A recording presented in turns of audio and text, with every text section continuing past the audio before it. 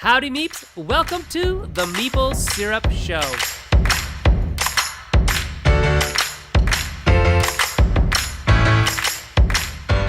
And we're live. So how come you guys get the live signal before I get the live signal? I'm the one that's pressing I don't the know. button. I always wonder why you pause so long. Well, because I have this countdown that says 5, 4, 3. Do you guys just have the same countdown?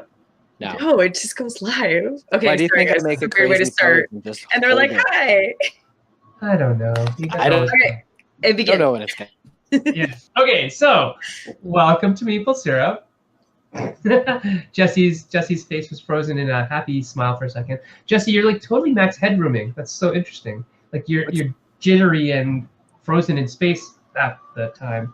You've never seen Max Headroom? That's like a quintessential piece of like Canadian, because it's Matt Ferrer who's the actor. Canadian content, dystopian future sci-fi, where he's a AI that was once a newscaster and starts leading an underground rebellion. Anyway, that's a little divergent. So welcome to our show on Kickstarting Your Creativity this week on Meeple Syrup Show. We're here with Jesse. No backers required. No backers required. Jesse and Erica, and we're gonna go through a bunch of different creativity exercises for us to go through. That's a little redundant, but that's what we're gonna do. No, and have fun, play with. To have fun. Get imaginative. To learn some things. Hello there out there in Meeple Syrup Land. So we got Brother Ming already watching, Eric watching, Paul, Jimmy Jones, Zack. So we got a bunch of good people already on the line, and some of them will be hopefully jumping on the show with us in a bit. Ming said he'd love to come on, and I know Paul is coming on. Paul, by the way, is a patron of the show. So he's joined our Patreon at the Fancakes level. So he's definitely 100% coming on the show because that's how we roll with our patrons. So he'll be on for sure. Let's see about the rest of them. They're pretty decent people. Until soon they make the cut.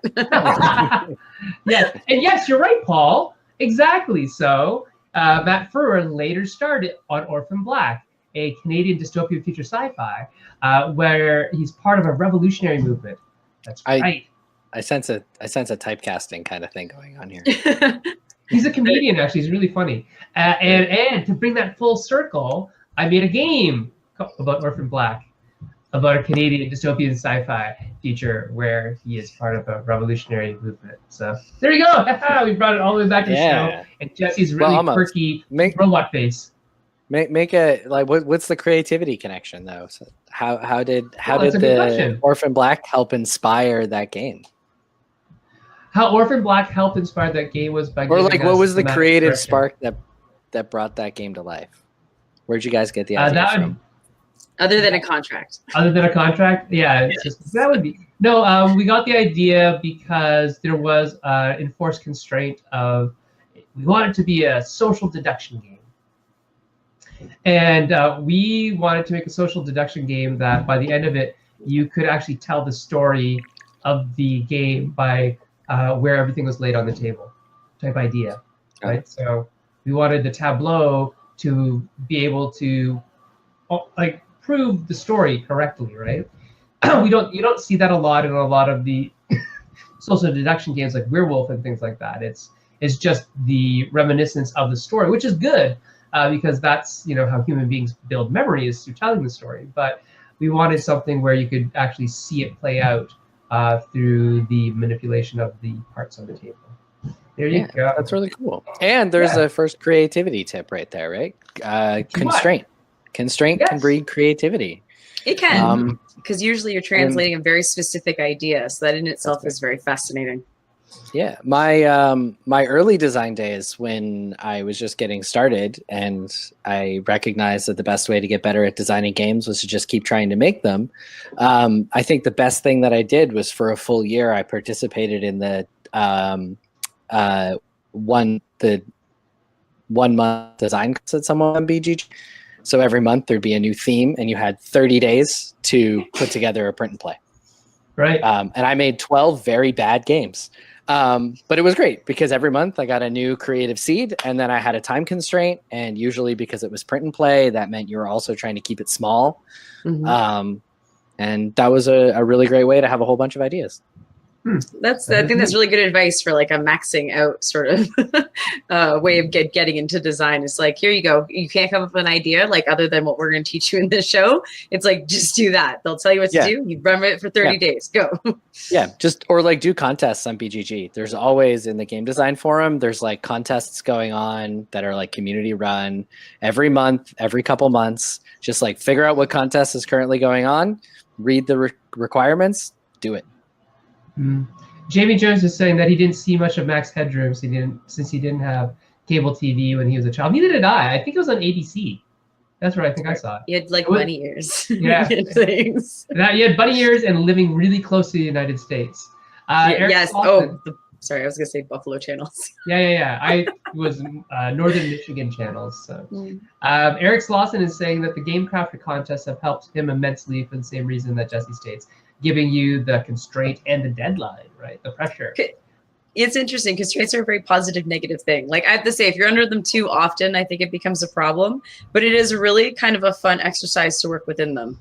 Yeah, it's sort of like being on amateur open mic too much when you should probably go pro. Yeah, sure. Like there's a time when doing a contest doesn't really actually serve you in the way you think it does. No, that's true. I just depending on what your goal is, right? Yeah, no, it's true. I mean, it could be a good way to get noticed by people, like consistently have good games, right? And you could probably collect a good amount of playtesters doing that if you really wanted to. Yeah. That actually might be the secret to it. Don't even go for winning the contest. Earn the people. Earn the people. Zach Connolly's asking, have you ever participated in Nagademon? Do you know what that is? Yep. Is it? National Game Design Month. Yeah, it's not really similar to the novel, right? Yeah. Yeah, which one is it? In October? Is Nagademon done in October? I think it is. But it is a nice constraint. Like if you are able to put the month into something, that's a great way to do it. Sorry, Erica, I cut you off. What were you going to say? Yeah, it's fine. Let's talk about this game month thing. Yeah. It's just like NaNoWriMo. Where you're going to write for a whole month. Write for a novel for a month, yeah. Yeah, this is work for a month, and at the end of it, for 30 days, you should have a game. I think if you felt like you weren't, because a lot of times it's like the same thing we do with like exercise, like, oh, I'll start tomorrow. I think there's like one of those things with game design sometimes, especially if you're not kind of like having consistent reasons to always be in it. Like I think we're a little different because it's like, well, I owe this by a certain time. So like I have to design today. But when you don't have that, I think there's kind of like, I'll do it tomorrow. Like exactly like November. It's in November. Yeah. So I gotta say I think that'd be a great one for a lot of people that are like always putting this kind of stuff off. Like, oh, but I'll do it someday. It's like, okay, here, this month is for that. Go. Yeah, and the emphasis isn't on quality; it's on an outcome. No, I mean get it done. Yeah. Completion. Yeah. So this actually leads me to a question, Erica. What do you think creativity is? I think it's inspiration, is what I think of it as. What's inspiration, though? That's the thing, because it's like literally independent to the person. So what I think is like we're all stimulated in different ways, and when I look at something, I get stimulated by it in a way that hopefully then triggers. Like for me, it's almost like all these little puzzles connecting, like all these pieces that fall in together. That it's like this is like kind of from all these different stories or things that I've seen, and so my brain starts to build a new version of that wherever that goes. And so I say it's almost like for me, and again, I have a bit of ADD brain, so my things fire a little strangely sometimes, but it's almost like my ideas fight each other.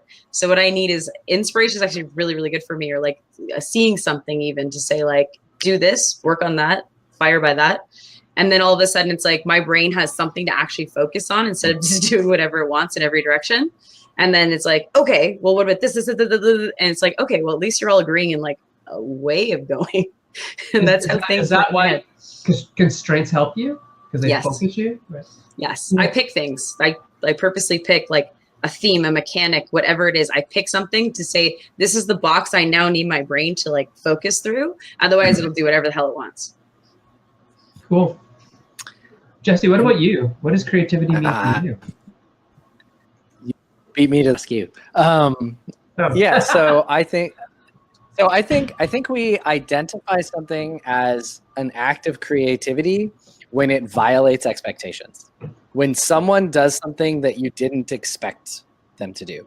And so internally, you sort of feel like you're being creative when you're in some sense surprising yourself. And sort of the ideas that come to your mind are unexpected. That's great. I like that a lot.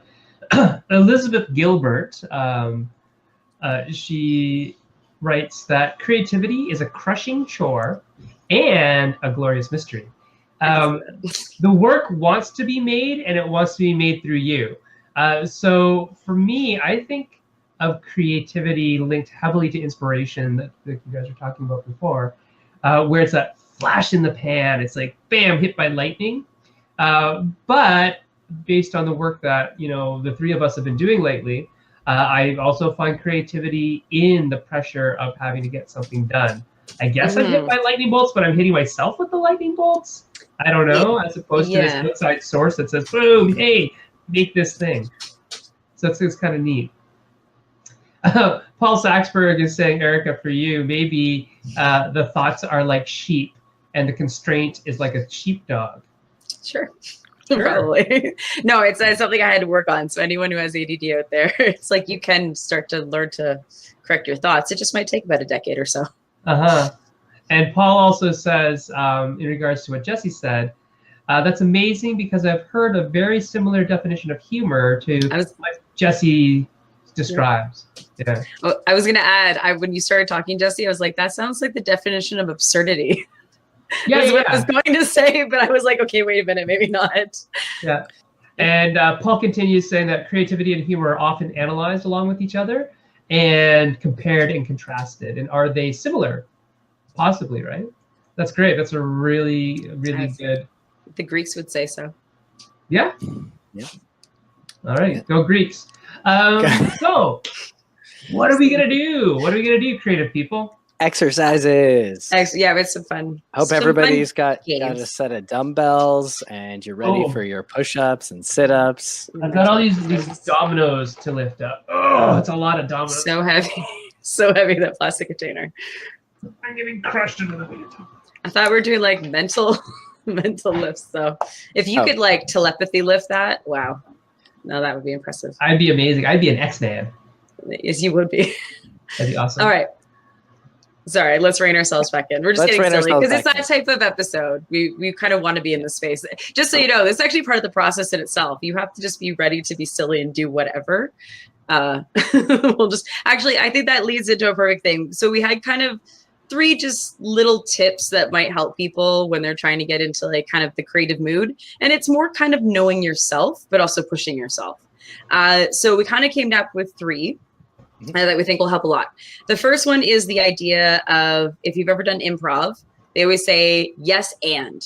And so in this kind of, when you're kind of getting into this creative space, people like to doubt themselves or just kind of squash ideas by saying no. When you want to get into space, you don't do that. Like that could come later when you're editing or correcting or whatever it is, but this is a free flow thing. Don't stop yourself, because you can actually get in the habit of canceling out thoughts. Like if you stop the habit of that, your thoughts flow in a completely different way. They start to actually connect to each other and go down longer pathways than if you keep saying no, no, no, no. And so it's a really good exercise to get into, is just say yes, then what, yes and, right? So our next one was, we kind of already talked about this, but kind of just making that time. Like, we've set aside an episode. We're just like, let's talk about game design, something like that. Just set up aside time, especially every day if you can.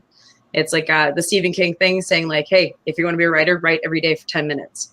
Mm-hmm. And so even if it's that small amount, it's the habit of it and the drive of it. Like Jesse's saying, like I do a game every month for these contests, whatever it is, gets you into that like, okay, but I'm designing all the time and you're getting better and better at it. And the last one is, know your environment. Like if you're someone who can't deal with like a ton of sound, it just cancels out your own thoughts. That can't be a place that you are probably going to be capable of designing in. Or if you're someone who needs background sound, dead quiet might actually kind of ruin it for you. So I would say that's kind of the main 3, that it's like, just go for it. Don't say no to yourself in any way. Always say yes, and kind of make sure you're setting yourself up for being creative, not necessarily setting yourself up for failure, like putting yourself in the wrong place and saying, okay, go. Oh, I couldn't perform. Now what? It's like, don't set yourself up for that. Okay. Perfect. All right. Then we can Yeah. get into some games. Yeah. Yeah. Yeah. Exercises. So you guys start the exercise. I'm trying to bring Paul in. He says he is in the green room, but I don't see him in the green room. All right. Are you able to post any pictures for us? Do you want to do visualization first, or you always want to do? I will post a picture. There we go. have a We have a picture. picture.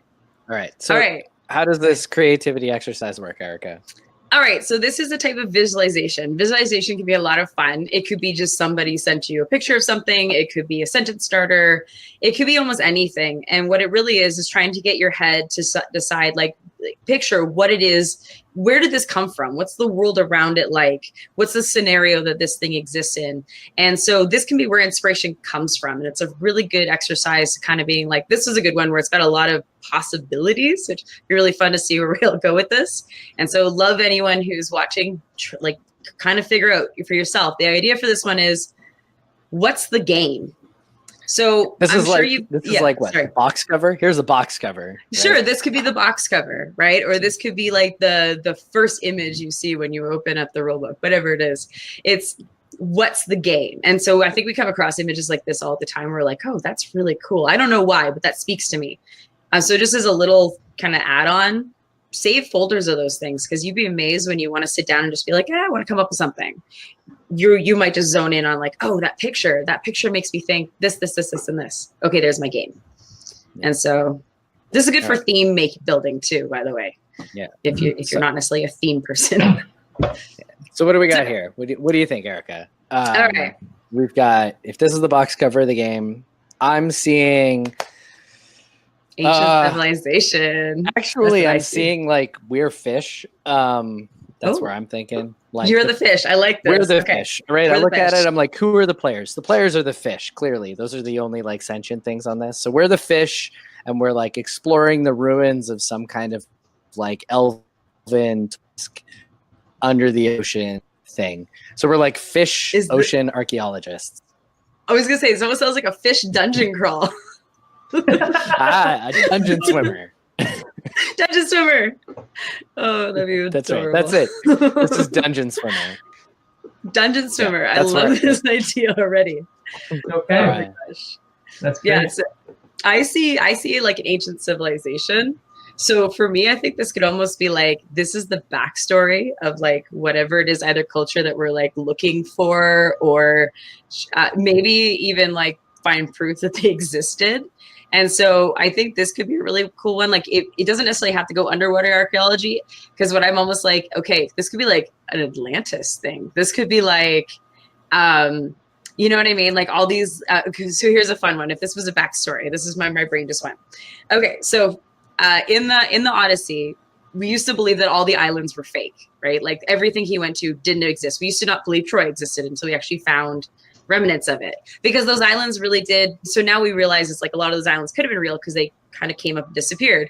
What if this was like the story for this one, or the game for this one, centered around this one of the islands that disappeared? Oh. And so you guys are looking. Did we just totally lose Erica? Oh, really? No, I'm still she's here. Still here. Hi. I can't see her at all. So Can you hear me, Jesse? I can see in her fine, Sen. Oh, I'll go out and come back in. Can you hear me? I'll go out and come back. All right, she's leaving and coming back. Well, Okay. I mean, so for audience members that are following along, I feel free to like throw your answer to the question, what's the game for this picture, and the next one that comes up, while we continue fighting with the background tech difficulties. I see Erica now. Yeah. Okay. And we're working. It happened once before where I had to pop out and come back in. Anyway, long story short, I would make up an island that didn't exist. This would be the backstory for that game. And then I'd have something where people were trying to find, excavate or archaeology, like do some sort of dive on the site or something like that. I don't know. That's where I was headed before I got cut off. So where I was headed, just a little pun there on the picture, because it's a giant head. Was that we were ancient gods that are buried underneath the sea, and we have to rise up from underneath the sea and claim our rightful places amongst those mere mortals, right? And take over what was once ours. But you know what? I'm gonna pop out while you guys do this. and bring one of our guests on, okay? And we'll see what he thinks about this. One sec. Hold on. Am I still here this time? You're still here. I'm Okay. wondering who it's going to be. Oh, goodness. And our mystery guest is. We should Is have it dropped. It's you. I can hear voices. I don't see anyone. Hello. Is it just a Hey. voice? Hello. No, it's a whole image. We have all Oh, of I can't see the image. Oh, no. That's okay. I can hear. Well, It's fine. That's all right. We're good. We're all having good. technical difficulties. Sorry. So, Eric, Hello. quickly introduce yourself to our lovely audience. I am Eric Slauson, game designer, also a teacher. It's the Harper Park logo for you. Excellent. Yeah. And when you see, imagine this as the box cover for the game that you just had make $1 million on Kickstarter. What Of game course. is inside that box? Mm. I was just typing this out. I was kind of stumped by this for a while. And then I started thinking about like some sort of like Fountain of Youth type mystical. This is some sort of ancient goddess statue that has some sort of, I don't know, power to it. And we've discovered that these fish, from being around it so often, give you these powers. Like if you eat this fish, you live forever or whatever. So we're trying to kind of fish in this area. But the problem is that, these gods don't want us down there. And so there's sort of I don't know, maybe a press your luck of like the closer you get to the head, the more powerful the magic is, but then the head could come to life and eat you or something like that. But that's kind of what I was thinking, that it's like radioactive magic, and the fish, instead of having two heads, have like magic powers. It's awesome. I now want a game based on the very idea of this godhead eating you that is somewhat like the center of Fireball Island, but it's the whole game. And it's like actually can try to eat you. It's like Hungry Pac-Man. Hungry hippos with ancient gods that try to eat you. Hungry ancient gods. Except you play as bull. The That's sacrifices. hilarious. That is great. And the little white balls are people. Yeah. They're your soul. Sign this government. That sounds very like. Isn't there like an anime like Soul Eater? It's Soul Eater, the anime. Yeah. It all falls. Jamie Jones said this could be 2030 after the climate changed. Oh, I like that. Is that like the Statue of Liberty at the bottom of the ocean there? That's pretty deep. You fools. Wah, wah. Wah, wah, wah. You're on All a right, roll. cool. I'm on something. Thanks for joining us, Eric. Yeah, thanks for having me. We'll see you in a bit. All right. Thanks, All right. buddy. Boom. Yeah. So you'll notice that we're in a different order now. We've had to jump in and out of things, and we're trying to see how we get in here. I think we have our next guest lined up. But what's our game going to be? All right. So, do you want to just move to the next game? We can cycle back if we have time. Yeah, let's do that. All right. Let's cycle through some games. Sure. All right. So the next one we're going to do is Mashup. And Erica, how would you like to do this? Do you want to do the audience request or one of the preloaded weird theme mechanic combinations? How about this? Let's do a preloaded weird theme and let them come up with something that maybe we can mash up on the side.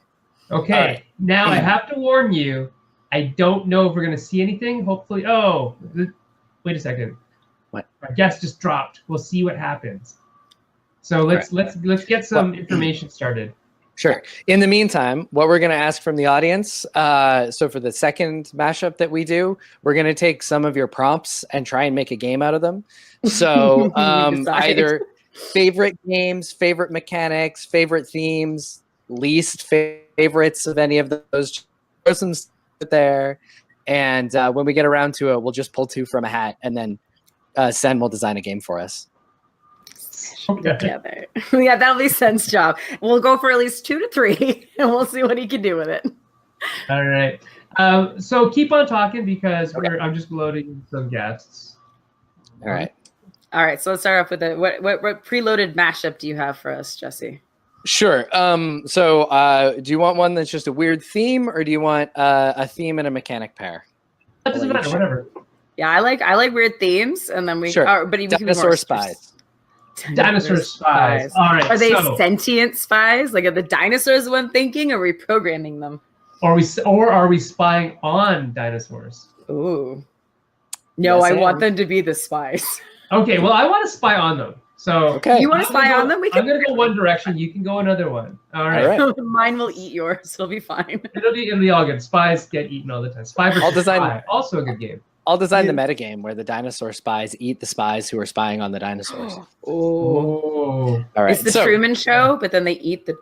Right. Sorry. Right. So Sen, what's this game where you're spying on dinosaurs? Oh, well, I love time travel. So it's a time travel game where you are like anthropologist, scientist, biologist sent back in time to spy on the dinosaurs to learn about them without changing the GD timeline, man. Come on, don't make a recursive timeline. Don't make paradoxes. But of course, life happens as it does in the ancient Cretaceous period, and you will be most likely set against that whole paradox not forming thing by the actions that it's going to take you to survive and get back to the future with all the information that you've been spying on the dinosaurs about. So if you know anything about anthropology, typically, and biologists as well, typically what you want to do is not introduce yourself into the culture of what you're observing, is you observe from afar, so you're actually spying on them. So that's where my brain first went when we thought dinosaur spies. And so you got to go spy on them, collect the info, don't get and don't change the timeline, don't change the future, and then get back in time. Okay, sorry. Oh, by the way, hello to everybody from Geekway. Jason is setting up his booth there. We'll see you there in a couple days. All right. What do you have for us, Eric? What are you going to do? All right. So I like the idea of dinosaurs in time, but I want my dinosaurs to be the spies. So what I'd like to do is have a future where the dinosaurs are, maybe some of them were brought to life as sentient creatures. I don't know. Just accept that they exist. And they have gone back in time as like these time agents, but they are dinosaurs, and they realize that they would cause a huge panic in any time zone that they actually went to. So not time era that they went to. And so this is actually also like a super spy mission where like you not only need to collect information, but you can't be seen because you're a dinosaur. And so I think there'd be something really interesting about that, just because that's, I don't know, that's just where my brain went, as being like a little bit of a different idea on like, yes, this is why you'd cause a paradox if I was going to do a time one. It's like, it's not that you just change anything. It's like, you're a dinosaur. if you have some sort of like mechanic about being observed, and it's like, there you've created a paradox. Someone saw a dinosaur walking around, which could actually kind of work within the storyline, because there's weird stories throughout history of like giant lizard things. And I don't know, that could be our time traveling dinosaurs. Sounds awesome. We've gone from dinosaur spies to time traveling dinosaurs. I love it. Well, right. There's sort of spies on time, but you know what I mean. Anyway, that's where my brain went. Yeah. Where did your brain go from? Where did your brain go from both of those, Jesse? Because I'm thinking Patrick Leader would like to make an asymmetrical game. I mean, so at this point, I mean, so this is normally where I step in a collaborative environment, which is, okay, we've got some like good themes in place. And so now it's time to start like hammering out mechanics. And so I've already like started thinking about some asymmetric player powers, like, oh, you're a T-Rex, which means you're friggin' huge. You can knock stuff over, but you've got super tiny arms. So you've only got one inventory space. And it's easy to see you. Bag. Yeah, and you're like, if you're the Velociraptor, you know, you're quick and you're super smart. But like, you know, you're also, you know, everybody's excited to take pictures with you and stuff like that. I'm not exactly sure now. Getting seen is maybe fine for you. Oh, maybe you could sort of, some of them could fake it a little bit. It's like, yeah, you could be right. like, I'm like, an actor. I'm playing, because Yeah. I'm assuming they talk. I mean, they're sentient, Sure. so fine. Yeah. Yeah, absolutely. And like, and there's probably like a hunger system where as you take actions, you become more and more hungry. And the hungrier you are, you have to like roll, roll these action dice. And if your hunger value is below the result you get on the action dice, you get forced to eat the nearest non-dinosaur to you. Like as part of your turn, you must eat the closest thing to you. So you have to like manage your hunger and be careful about that.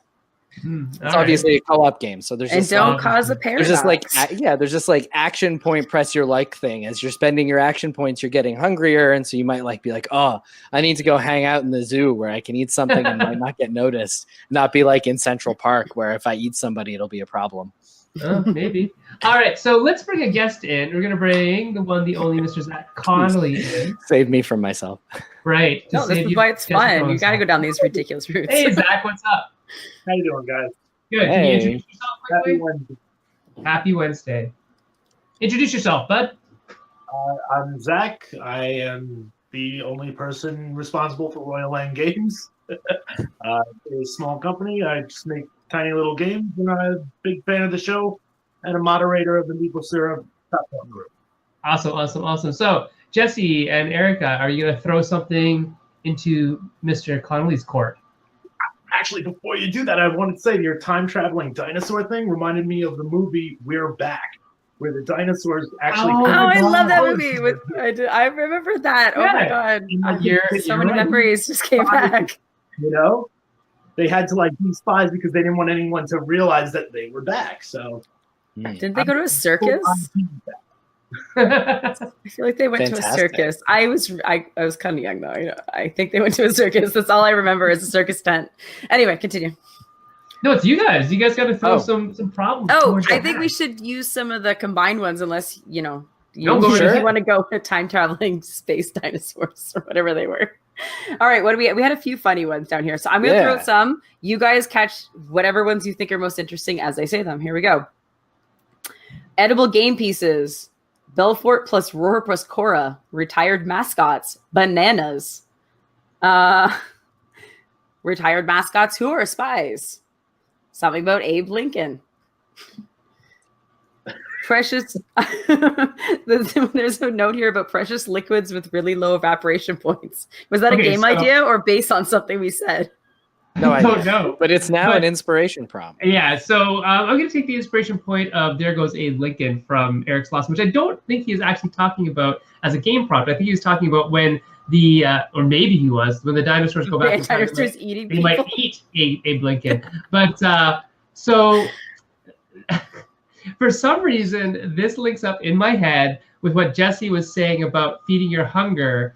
Because when Jesse said feeding your hunger, I said, oh, that would be a really cool mechanism for a vampire who doesn't want to be a vampire, like Alucard type thing, where I have a hunger, I've got to feed it, but I don't want to. I don't want to kill humans anymore, or at all. And that led me to think Abe Lincoln Vampire Slayer? Is that where you were going? That Okay. is exactly where I was going. And so an Abe Lincoln game where he is responsible for the safety of the nation in more ways than just one, not just by writing laws and doing all those things, but by fighting the demons and the hellspawn that come through a hellgate. There's also a hellgate. Come on, guys. The There's a Jersey hellgate. Devils and suches. Yeah. Like Mothman and all those kind of They have their own myths. It's they're fine. Americana myths. Yeah, instead Yeah, of Americana myths. not necessarily vampires and what that come from the old country.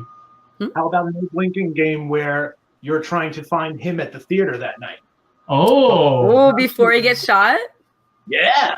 like a time traveling spy would do. Or a dinosaur is what I'm telling you I would do. No, not a dinosaur. Jesse, what do you think about Abe Lincoln? Where does Abe Lincoln take you now that you're living in the land of Abe Lincoln? I actually really like this idea of trying to find him in the Yeah, Me yeah, me too. too. You can Um, prevent the shot as the end condition on the That's- game. That's In fact, awesome. You know, that's like that's like the reverse of Secret Hitler type thing, right? Not Secret That- Hitler, Black Orchestra. I love So that like a idea. Where's Waldo, but you're looking for Hitler. Sorry. No, I'm pretty sure we're looking for Abe Lincoln. Abe Lincoln. Let's look for Abe Lincoln. I mean, I don't think. Or that's either. or if you're a spy, if you're a time traveling spy, you need to get information from Abe Lincoln, but also ensure that he gets shot, that he's in the right place at the right Oh. time to get Oh, I shot. love that. So Yeah, you're like intervening on the timeline, but you need to preserve the critical point. Oh yeah, actually, I love that's kinda that. neat too. Yeah. so it's a time mechanic of. Yeah, Chronology sorry. actually needed you to preserve certain timelines that way. So Yeah. Maybe Like- there's a counter agents who are going to disrupt the timeline, and we are trying to save the timeline. Jesse It could had a be game dual- kind of based on this. Dual factions would be a good idea, where it's like a competitive co-op kind of thing, where you could be team based and you each have your objectives, right? And I don't know, it could even be one of those hidden identity ones too, because maybe it's like you don't quite know who's working with you, even though you know what your objective is. It could be interesting. You all just got sent back, but you don't necessarily know if you're sent back together. Cool. Well, thanks so much, Zach, for participating in the Abe Lincoln thing. We're gonna bring another person in. We'll see you in a bit. Good old Abe Lincoln. Good old Abe Lincoln. So we're bringing in my little brother. Hey, Neil Aditi. Can you hear us, Ming?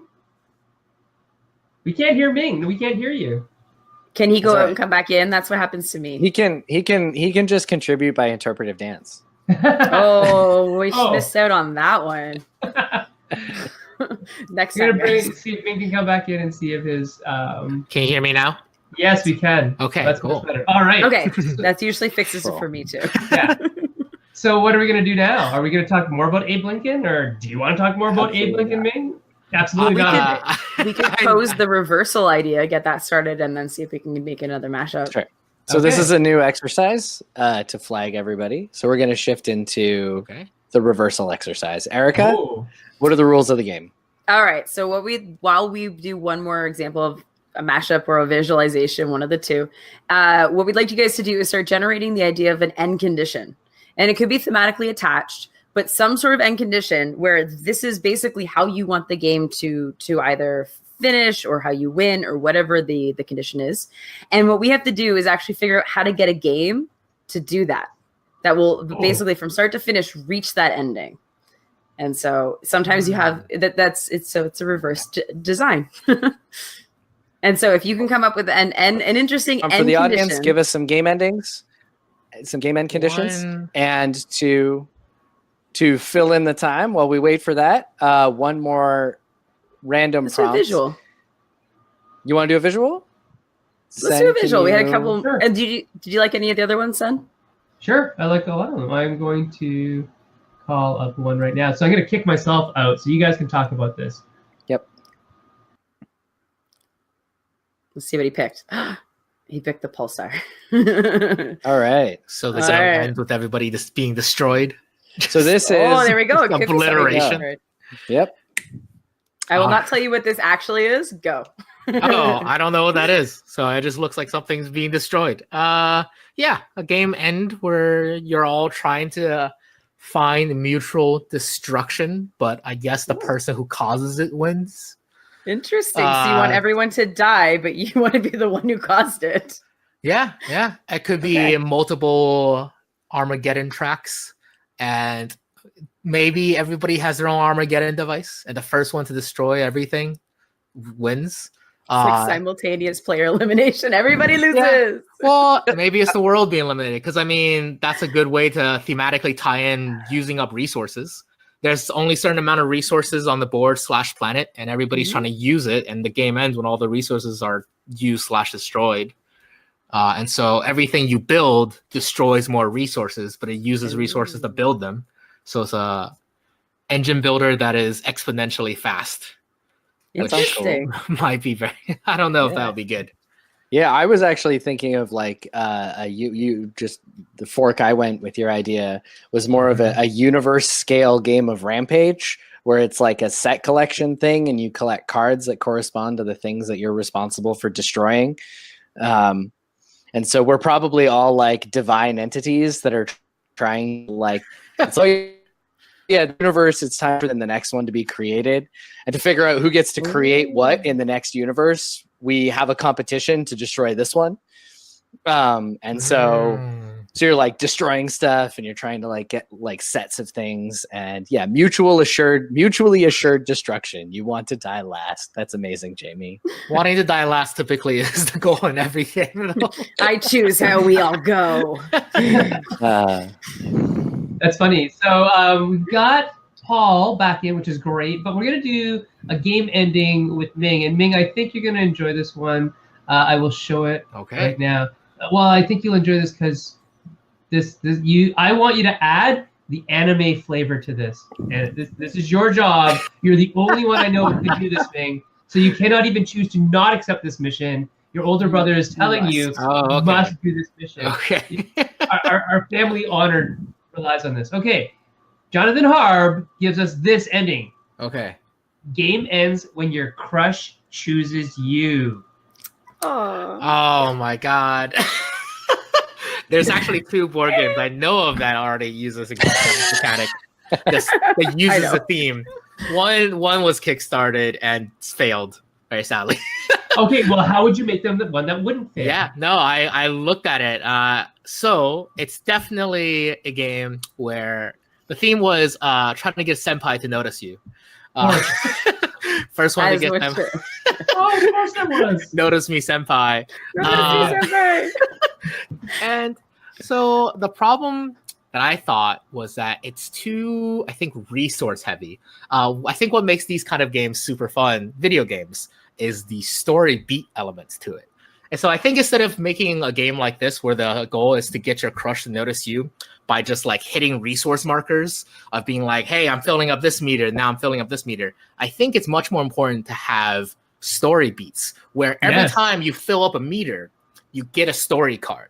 And so the card can just be like a flag, be like, this person asks you what your favorite movie is, or something like that. And it could either be maybe the game itself just has a correct and wrong answer, or what I think would be much more interesting is that as you are playing the game, collectively, everybody is trying to figure out who this senpai is. And so you write the perfect book, and then everybody else has to write what they think their perfect book is. And as long as you match the taste of somebody else, you get the point. The senpai likes you more. And so it's all about getting opportunities. So like the resources are meant for opportunities to hang out with your senpai, but to actually win shouldn't be a matter of resource. It should be a matter of chemistry. And I really want to see a game like that. That's I really want you to make that game now. yeah. I've tinkered with that idea before, but the problem is that you can hate game it. So like, I go on the date and you guys are like, he'll never know this obscure book. So like, but Your I think best something like friends. that should be right. So like Your best friends I and have feel to like- work together. games that I feel explore like there's a relationships shouldn't be about scoring numbers. variant. Yeah, it's like There's gotta be mhm. Sorry, I just cut in and out. Oh yeah, I was gonna say it should be like a Fog of Love, like games that explore relationships. It can't be just bars and meters and numbers and resources. No. You have to incorporate something. Simultaneous action selection. Yeah, Ooh. like, but yeah, like if you're competing over senpai, I think that'd be so No. cool. If one of you was the senpai, like simultaneous action then- selection would be really interesting. That's just Cards Against Humanity. I was going to say, Oh, that's not that apples to way. apples. That's just No, Oh. I don't mean it like that. It's funny because my brain started going down almost like this kind of like a choose your own adventure path of like, Yeah, you know. definitely should have the story beats. yeah. Yeah, I think story beats are something that is missing. Zach Connolly is saying dream date.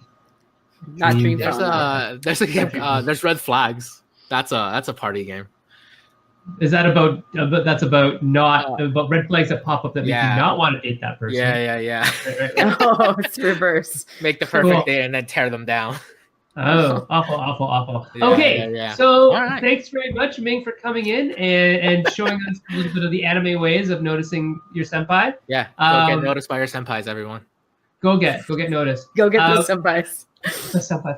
And yeah, so I think you would make the story beat idea is perfect for that. Go make that game, please, Ming. I will play it with you a lot.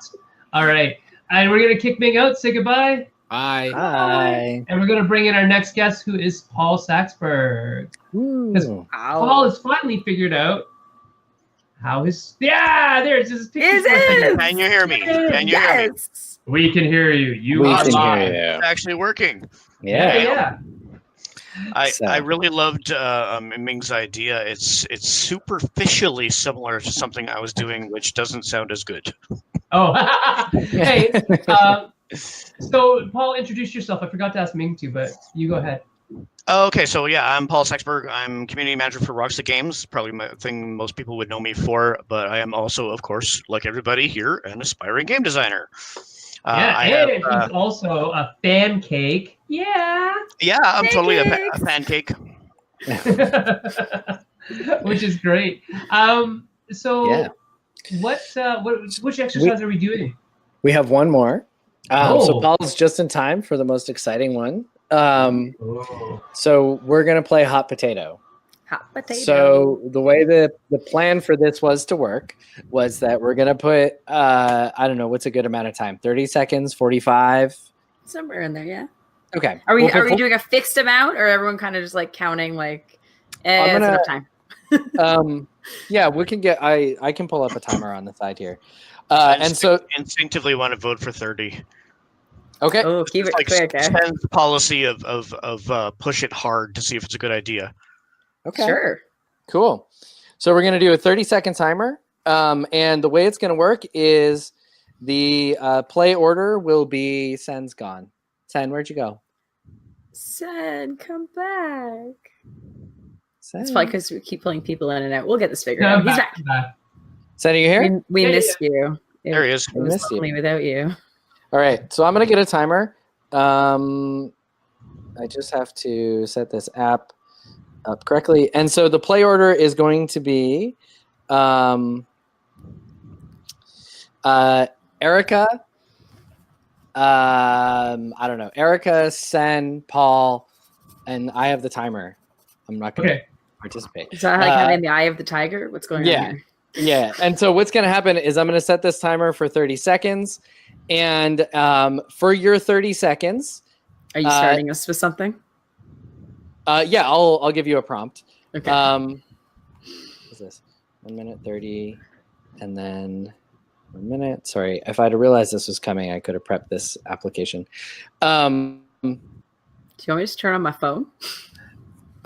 No, Jesse's got to program it in code and then upload it to the App Store so that you can download This actually, I was just going to say, surely at least one of us has a 30-second timer somewhere nearby. I could do it on either of these right now. Would you like me to do there we go. this? I got it. All right. I already pre-programmed it on this. Oh, there you go. Okay. I got a minute 30 timer, which will do the three of you for 30 seconds. So Sen, Erica. No, but are we going to have a 30 seconds each? I'm going to give you a prompt at the end of your 30 seconds. Oh, you are. You're going to stop. Yeah, at the end of your 30 seconds, I'll say bah, or whatever, and you're going to stop talking, and then next person keep talking. And so you're designing a game. By the end of this, I would like to know who the players are, what the main actions they take are, and how they win the game. Cool. Okay? Mm-hmm. Your Starting prompt. with Erica, then me. Great. Yeah, Erica, Sen, and then Paul's going to bring it home. Your prompt is the title of your game is Battery Low, or Battery is Low. All right. So. All right, I think we're all little robots, and I want to be adorable, and I want to be like a Johnny Five character.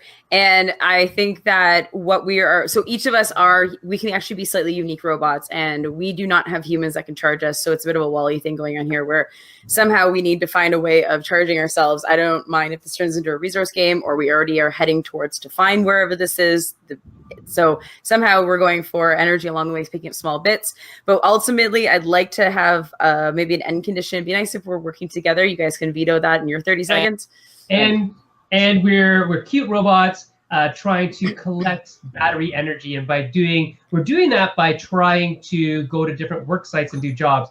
We live in a future where the robots are semi-sentient, maybe, and we get to choose the jobs that we do, realizing that by choosing a job, we might actually be kicking some other worker bots out of the opportunity to get energy. And so maybe it's a worker placement game that is not cooperative.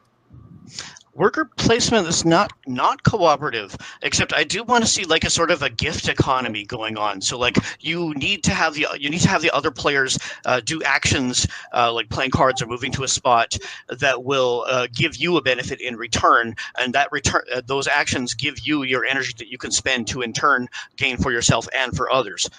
So it is. I think it's overall cooperative, but like a competitive, interactive while you're playing. And there we go. Battery Low on Kickstarter next week. No, I think we forgot our win condition, but I think we got players and actions. Yeah. Okay. As soon as you said cooperative and battery low, like I should have said it out loud, but it implied to me that the loss condition is someone runs out of battery. Yeah, or I was thinking there's almost like some sort of mecha thing where it's a giant solar battery field. We just have to get to it. Oh, okay, so we had very different ideas there. Well, I was just like, where could we be heading? Well, that could be the win, and mine could be the loss. Oh yeah, we can't lose someone on the way. I like that. You can't lose someone on the way. So maybe I have to charge them. Robots doing a journey towards. Robot actually, Student Journey, yeah. this could Go kind ahead. of solve the traditional player elimination problem, where if somebody does run out of battery, you have to reactivate them or you cannot continue. Yeah, you have to charge them up before they die. Like they cannot go flatline. So it's like you might have to siphon some of your charge to get somebody else to keep going. That's like true cooperation, and I like it. Yeah. And they have to do things as they're traveling. This band of wacky robots and they each have different specialities. Yeah, I think they're as asymmetrical. robotness, right? To do jobs for the humans who will pay them in e-credits that they get to recharge themselves. And I really liked your idea, Paul, of like people doing actions that benefit them, but also have like a small bonus for maybe the next player in turn order or a specific other player. I think that could be a really cool thing, even in a cooperative game, if that's the direction that this takes. Could be a really interesting way to encourage cooperation, even if it's just something small like my card gives me a main action and then provides a resource icon that will power the kicker effects on the cards played by the next player in turn order.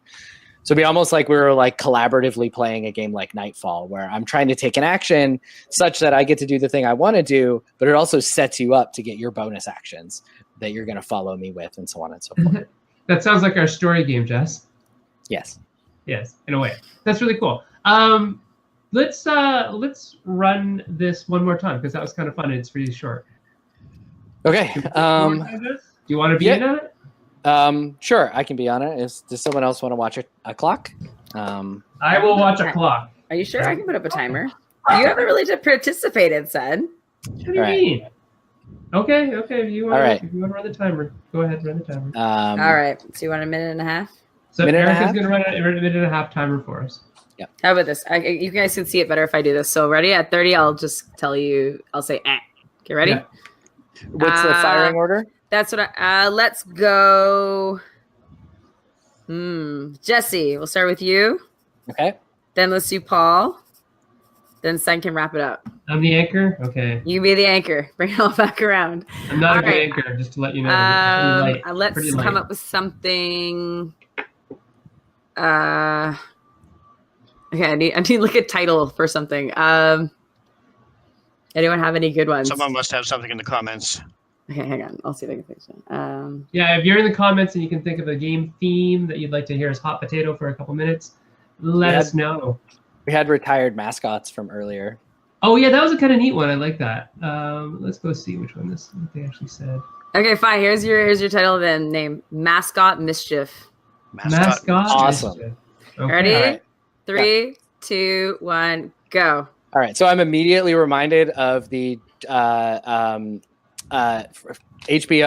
guy does the news stuff. But anyway, 2 weeks ago he did this thing about Cheatin, which is this John Oliver was this like Japanese mascot that doppelganger. So we are playing as mascot doppelgangers, trying to affect the sort of tourism in a city by running in and interfering with their existing mascot and trying to gain more popularity than the existing mascot. I think that's absolutely fantastic. I want to see it as a social deduction game.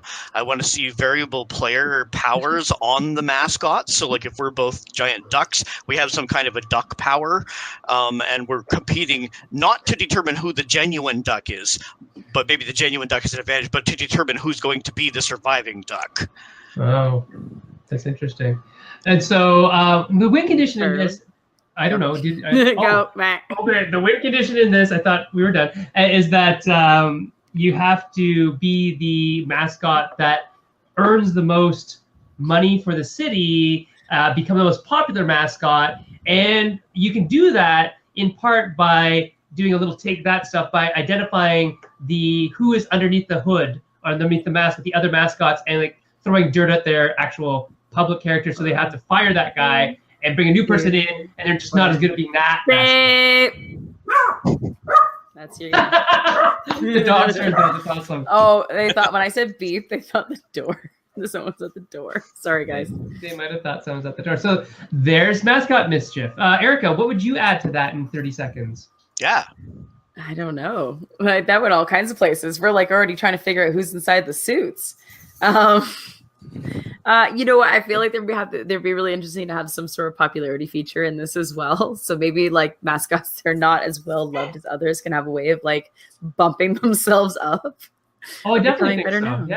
Yeah. I think that's definitely got to be something about the popularity of that mascot, because they're trying to earn money, and mascots do that through popularity. Yeah. And I like the idea of the actions that Paul was talking about, or trolling. In the case of the thing I'm remembering, Cheatin, the mascot that John Oliver had an entire episode about, was a doppelganger mascot who basically was just like would wreck cars, but was best friends with the city's existing mascot, and like whoever this fake mascot was, they put so much effort into having a personality, but they were a troll, and that was like part of the problem. It was like kind of like a false flag kind of deal. We can go around and get all these things blamed on the real mascot. Yeah. Is this like the Japanese mascot Cheatin? Is it like the Japanese Cheatin, like the bear looking thing? It's kind of a weird bear looking thing. No, it's an otter. Or is this a real thing? It's a real thing. No, you can look at it. There's a John Oliver episode on YouTube. You can watch it. Last week tonight about Cheatin. Totally check it out. Yeah. It was like what got me running. Okay. And it says I have a Japanese otter fired after an unsanctioned mascot goes rogue. Yes. These are legitimate things. That should be the subtitle of this board game. Yeah. Rogue mascots. When mascots go rogue. It was a real otter, like an actual otter got fired from its job because a rogue mascot with the same name as the otter. Now there's this poor unemployed otter out there standing in line somewhere for a handout. That is so weird. Okay, cool. Interesting. Well, it took you so long to get on the show, Paul, that I feel bad about kicking you out. So let's keep you on. Yeah. Oh, whatever serves the show best. You serve the show best by being here with us, and that's awesome. Thank you for coming on, and thank you again for your support on the Patreon. Just as a note, our Patreon is www.patreon.com/Meeple Syrup. We have a couple tiers, and we're looking towards building a goal of being able to get the audio from these back up online. We need funds to support somebody actually doing that job, because it's a thankless job.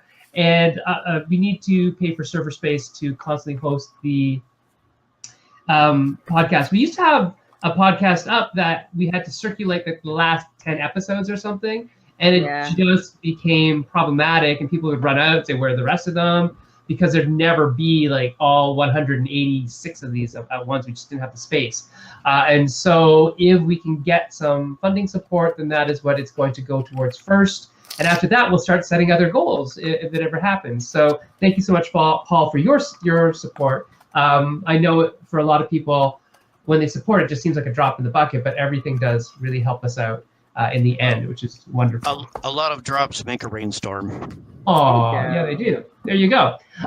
So, Paul, you are a super creative guy. So I don't know if you follow Paul on social media. He writes a lot of parody songs, and he and I have this kind of ongoing beef, a bunch of diss tracks between MC Junk Art and Dr. Bray, our two rap personas. And Jesse used to be involved in that a little bit as well. And so, Paul rapidly is outclassed. Yeah, Paul, very nice, but not in the puns. Paul is very much a creative guy. So, Paul, how do you keep creative? Well, being ADD really helps. I think just constantly exposing yourself to new things. I'm really interested in psychology, so I'm always like watching podcasts and videos and things on that. So I posted in the Meeple Syrup Shop Talk page a really good one from John Cleese, which is, aside from him being amazing and hilarious, it's probably the best scientific analysis of creativity I've ever seen. And so I don't know that I can give better advice than he can. But from my own point of view, I think just constantly being exposed to new experiences, new things you would not like go outside your comfort zone, listen to some sort of music you don't normally listen to, watch a show you wouldn't normally watch, hang out with someone you normally wouldn't hang out with, and put all of these things into your brain, and then they will eventually start to collide with each other and produce new things. That is a really neat way of doing it. I like it. And certainly, I would say this primarily should apply to games. Play the kinds of games you're not used to. Play video games. Play old card games. Play whatever kinds of games. Sit down with a kid and just play with them in a game that doesn't have any rules. Huh. That's really interesting. Yeah. Very, very cool. Yeah, that's really good advice. Yeah, and I think that's great that we ended on that, because normally now is when we give advice, and Right. I'm really thankful that Paul was here to give that piece of advice, because I certainly would have given that. That's great. Jesse, is there anything that we need to talk about for the show? Oh, yeah, Next week's show. we have guests. Shoot. Yeah. Give me 60 seconds. Do you have a stopwatch for that, Erica? How about this? We have an infographic to follow up with this episode, just on some of the creativity tips and just things that you can think about to try to, like, if you're just sitting around somewhere, like, how can I come up with some ideas really quickly or get in the right kind of frame of mind for brainstorming. So we will be posting that as well soon. Yeah, so there's definitely an infographic incoming. And Jesse, who's our next guest? Perfect. Thank you. So we're going to have Addie Slepak and possibly Liz Roche from Gather Round Games, which is a little game design company that's based on the East Coast of the US. And their first game, which they're getting a second printing in just now, is called Someone Has Died, which is about someone having died, and now you're competing with the other players to get more of their stuff from their will. And additionally, I met them at PAX East, and I met them because I play tested probably the most amazing power fantasy gaming experience I've ever participated in. It was a real-time game about filling your schedule. 4 people sitting at a table trying to coordinate your plans. First person to fill 4 weeks with plans, and middle of the day, breakfast and dinner wins. It was amazing. So we're going to have them on next week. And that was from them as well? That was also from them. Yeah, that was the design they were working on. So they're working on a real-time game about scheduling. And yeah. That's great. And anything else? I think we just need to tell everybody to come, check us out on the Shop Talk page, group, actually, technically a group, where we talk to the we're group. getting a lot of action on that, which is great. Mostly thanks to Jesse being contentious, which is fun. Go Jesse. I like things people hate. Yeah, That's you fun. really do. And then also, again, I'm just going to share this with you all, patreon.com/Meeple Syrup. Again, if you are at all able to support the show, currently what it's going towards is working towards getting our audio back online for the podcasts, and also to fund, some neat little changes. So I don't know if you guys all noticed this, but up in the corner over there, right above Paul and Jesse's head, we have a new thing that Erica made for us in terms of a frame. That's what it's called. And so it's really nice that, we're learning about this stuff. We're trying to make this show a little more pro every time we do it. Jesse and Erica and I are trying to figure out how to get a theme song back in. We might not even use the same theme song. So that'll be a change. I know some of you longtime listeners and followers might be disappointed with no more pirate shanty, but we may graduate from that as well. So anyway, on that note, Erica, where can we find you in the vastness of the internet? All my game stuff is at Frenemy Games on Twitter, and that's Frenemy with an I. And she made herself a very nice little header for Canva. Made the name of the header. I'm learning these things so we can look better. Yeah. Jesse, what about you? I am always on Meeple Syrup Shop Talk stirring the pot. So you literally can are. there. How about you, Paul? Where can people find you if they're looking for Mr. Dr. Bray? So I'm on Twitter at Wayward Clam, but I don't go on Twitter as much. Your best bet is to I'll be joining Jesse in the discussions in the Meeple Syrup.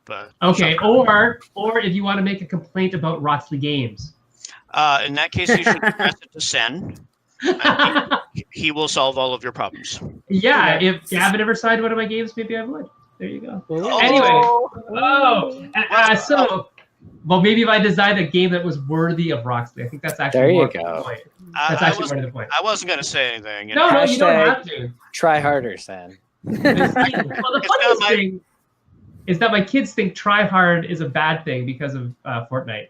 But anyways, go ahead, Paul. What were you gonna say? Oh, I was just gonna say it's not my decision anyway. So I could love your game, but you got to get past Matt Tolman. Is what you got to do. That's even worse. Getting past the toll booth. Matt, the toll booth Tolman. All right. Anyways, that is it for this night. Next week we are gonna have Addie and Liz from Gather Around Games. Gather Around Games. Yeah. Gather Around Games. And so we're going to gather around the Meeple Syrup campfire and chat about indie game design and all the wonderful things that it has in store for us. All right, so we'll see you guys next week on the Meeple Syrup Show. Good night, farewell, and so long. Bye. Avita, say goodbye. Thanks so much for listening to the Meeple Syrup Show. If you'd like to support us on all of our projects, please check out our Patreon page at www.patreon.com/MeepleSyrup. Hope to see you next week.